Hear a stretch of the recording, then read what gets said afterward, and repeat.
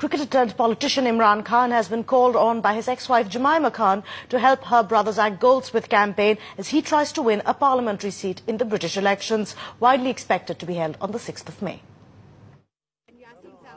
Imran Khan at a mosque in Kingston upon Thames, exerting his charm, trying to persuade Britons of Pakistani origin in the area to vote for Zach Goldsmith, watched by his ex-wife and her family.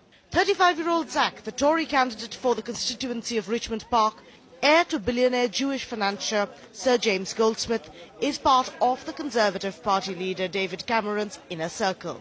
When it came to influencing Muslims from the subcontinent in his constituency, Zach turned to his sister Jemimah's former husband, Imran Khan.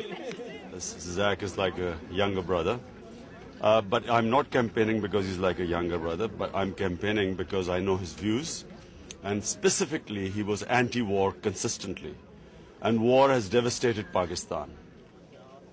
It's clearly been a very amicable divorce, with Jemimah's brother heaping words of praise on his brother-in-law. Because Imran is one of the only politicians in the world who I know who is not corruptible. That's a very rare thing in politics, not just in Pakistan, but in almost every country. So for me, this man is a hero, not just because of his cricket, but because of his political integrity. There was no dearth of star power. Proud sister Jemimah stood by throughout, attracting a stream of admirers.